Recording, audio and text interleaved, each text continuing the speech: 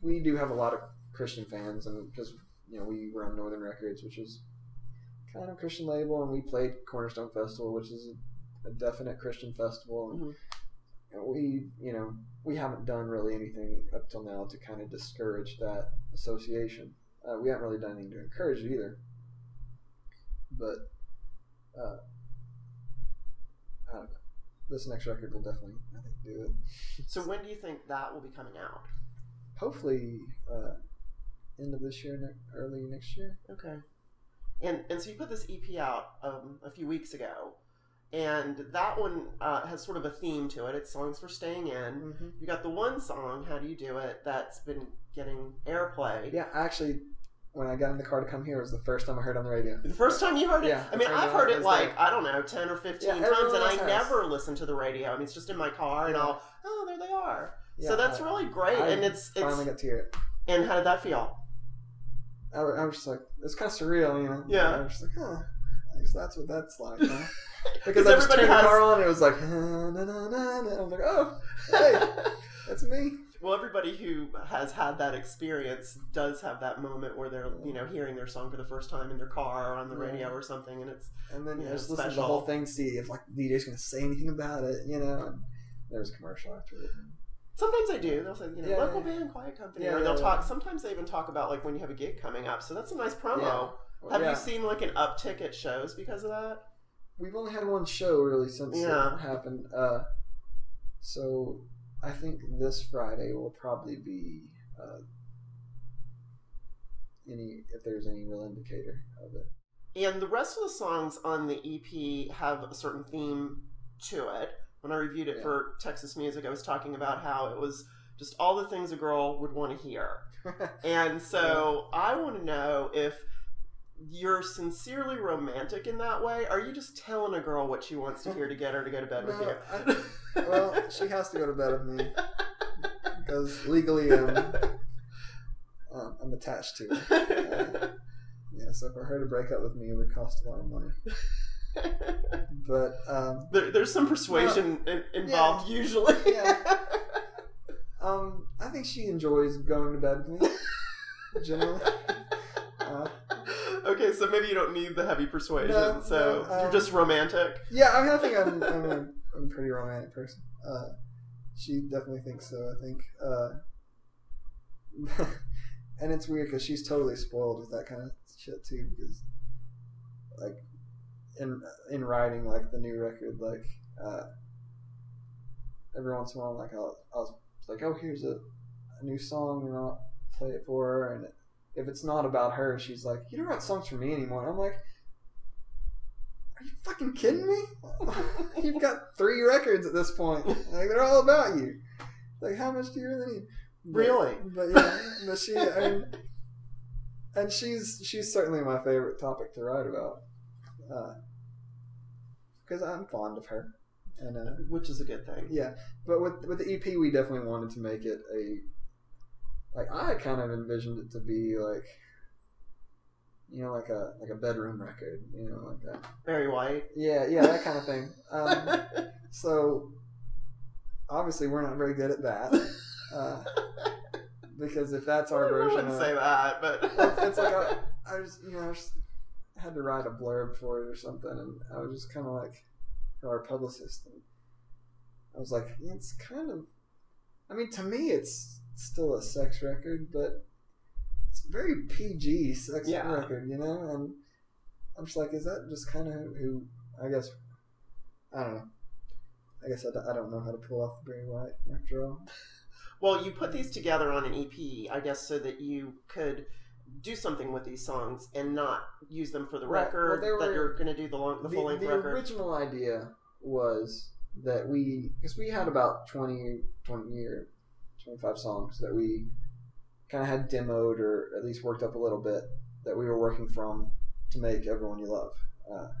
And so we ended up putting like 15 on the record, and we had all the other ones left. And like a lot of them, we were just like, man, like that is a good song, even if it didn't make the cut, And Matt had joined our band after that record, and lo and behold, like he's a recording engineer. Right. Lo and behold. And builds this studio in his apartment, and I was just like, holy crap, you know. And so we just kind of started recording it, and it started sounding really good, and we were happy with it, and so we ended up actually only using like 3 of like the B-side like recordings, and then doing like 3 like new songs. And so it kind of ended up being like something to kind of get rid of material that we just didn't want to fade into obscurity, and then kind of a new thing too.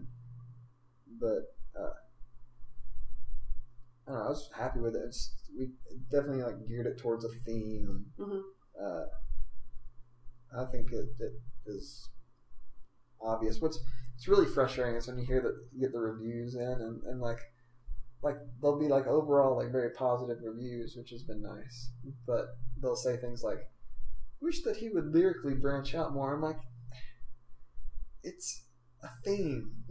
Like it's just an EP where like we were deliberately trying to do this one kind of thing. Right. Like it's named Songs for Staying In for a reason, you know. It's some reviewers don't look at the full context of the catalog. Yeah. I try to when I review something, especially if it's a band that I like. I want to at least have the context of where they're coming from, but not everybody does that. And like Everyone You Love is about so many different things, you know. Like there's a lot of like love songs and stuff on it too, but like I'm just like it's about, you know, all these other things. Like it's not like that's all I write about. And you're going to tour soon too. I see you have a bunch of Midwestern dates, and we're bye, kitty. Oh.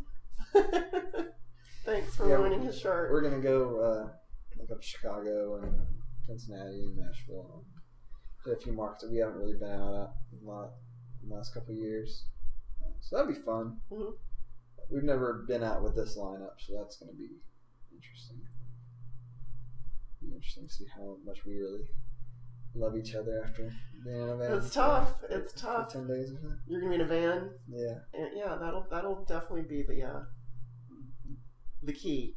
We're all thinking that it's gonna be good. Like we're all thinking it's gonna be very enjoyable. You should will be. You should at least set out feeling that way. Yeah, sure. Because if you're feeling other ways now, that's this is gonna suck. Yeah. Yeah. That doesn't bode well for the rest of the tour. No.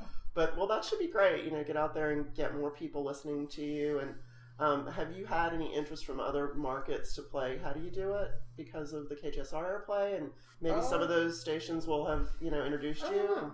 Not yet. I mean, it's really only been playing on there for a month or so. Yeah.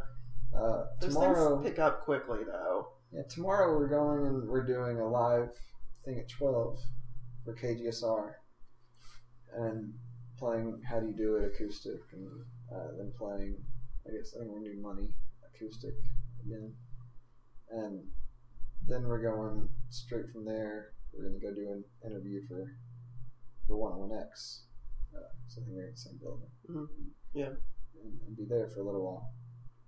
So 101X has played it a little bit, and that's been cool. But I think they've played us like twice on like the request time, and then just once on a few other times random. I don't know, but I've had a few people tell us like, "Oh, I heard you on 101X," so that's cool. At least they're aware of it, you know. Well, and your manager's using the social media a lot with the Twitter, so that'll help get the word out. And then you guys did these videos on your website too, so being able to use all these different tools is really, powerful in terms of how it can spread if you just get it into the right hands, I think. And you don't need radio, but you've got it, so that's good. Yeah, well, I think radio is still great when you just consider like how many people are hearing it. It's really can't hurt you. Mm-hmm. Yeah, it definitely can't hurt, but you can circumvent it if you're not getting it. Definitely these days. Totally, yeah. I mean, with the internet, nobody is a secret, but it is nice to have it.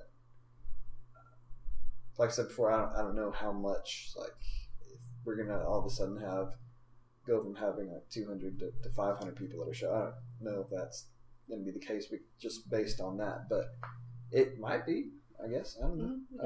You'll be able to test the power of old media. Yeah, anything's possible. Anything's possible. Well, thank you so much. This has been a really fascinating conversation. Oh. Went in some different directions, Sure, but I think it's stuff that people who like your band are going to enjoy. I hope so. It'll introduce you to some different people too. So. And then some people will stop liking your band. No, I don't think so. I think everyone will at least appreciate you. And so we're going to get a lint roller, and you're going to do some type of a performance.